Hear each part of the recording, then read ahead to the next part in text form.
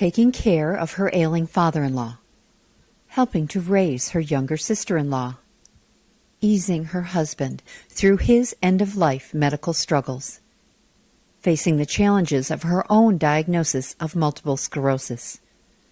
With all of the life questions Cynthia Buchanan has faced and continues to answer, the 64 more group of 10 was far short of a challenge for her.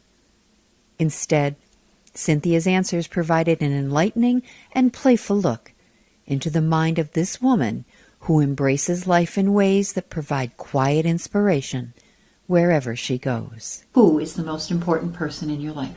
Early on, it was my father. Why? He just always supported me, encouraged me, pushed me a little bit. I sometimes resented it, thinking, what?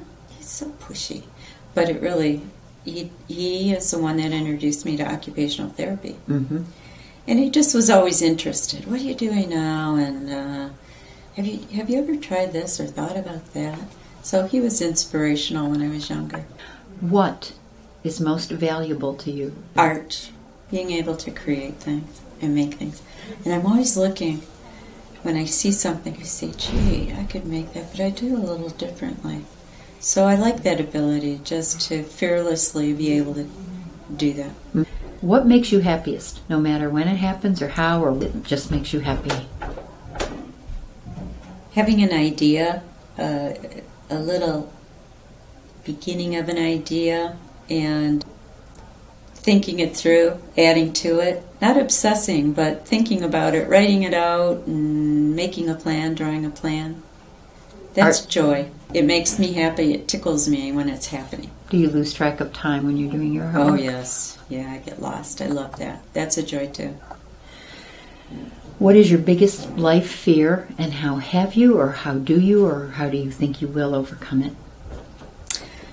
Well, it is what we talked about earlier, losing independence, becoming dependent.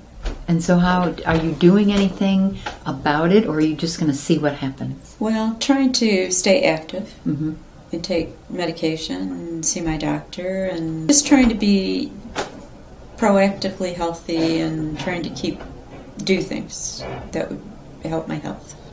Aside from swimming, is that your main exercise? Yeah. Okay. Yeah. And are you on any other medications other than the injection? Yes. What else do you take? One that helps me walk. One that helps me get energy, stay awake. It's actually a medication, I think, for narcolepsy. I'm on one that helps with spasticity, because that's a big problem. And spasticity is basically... It's when the muscles get really stiff and tight and unmanageable, and sometimes that makes bending my leg impossible, or it sometimes feels like a cramp or a Charlie horse. Does it happen that you get to a point where you fix this thing and then this thing goes wrong? Yeah, sometimes, especially as I get older. Mm-hmm. Do you ever get discouraged? Yes, yeah. Regularly? No. I think I'm a pretty positive person, but sometimes things get discouraging.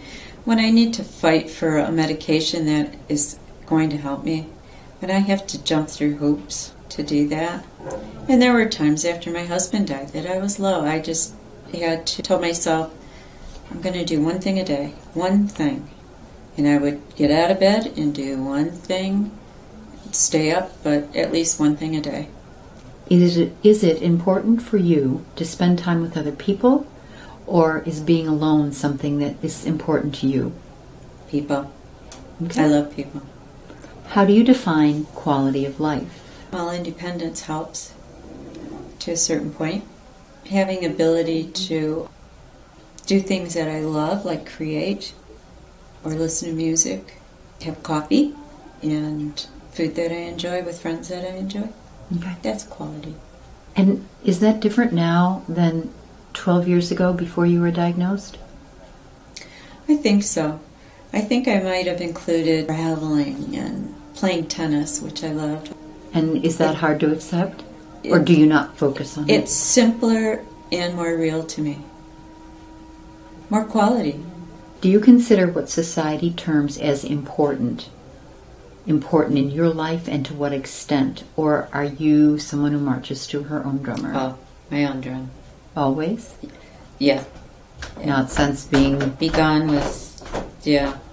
In fact, I would like to do the opposite of whatever society would expect. Well, I've tamed it down. I guess I'm thinking more about when I was in college and, doing my thing then. But I still feel like what's true to me is more important than what you think ought to be true to me. What is your lifetime dream? Well, the SAG award, the SAG card. So do you have a desire to act, or is it just to have a card? I want the card. Why? But then I have to act. I'd like to just have it in my wallet. Because? What is it you want to do with this card? It might come out sometime. Oh, I have a SAG card. Yes, of course I have a SAG But then you'd have to say, well, what have you been in? Yeah. Well, I have to be in something before I get the SAG card. So I'll tell you then. Awesome. Maybe I should start with community theater. Maybe would be a good start. I don't know. I don't know, but I'm thinking that as an artist, you could probably make one heck of a SAG card. Or a facsimile. Of my own? Yeah. And create your own. Wouldn't that be fraudulent? Well, it's not going to be the exact. It's just going to be your version. It's going to be the Cynthia Buchanan. No, it needs to be a SAG card. Wow. You've got high standards, lady. Do you think you can achieve that dream? I have looked into it. They are making movies in Detroit. They just made Batman versus Superman. So I'm thinking about it. I need just a small little crowd scene. I don't know how many you have to have before you actually get your card, but I think you might have to have some dialogue. I don't know. I'll find out. I think you need to find out and then let us know how this goes, Okay. because this is pretty interesting. We could be great. coming back the next time asking for your autograph. I knew her one. Exactly. So it won't be Cynthia Buchanan, the artiste. It will be Cynthia Buchanan, the actress. Oh, yes. All right. We'll be back. But like I say, I really only want the card.